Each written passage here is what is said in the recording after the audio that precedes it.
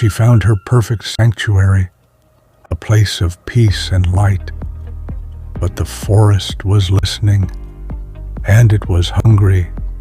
Its ancient arms stirred, awakening from a forgotten dream, pulling her into a darkness from which there is no escape.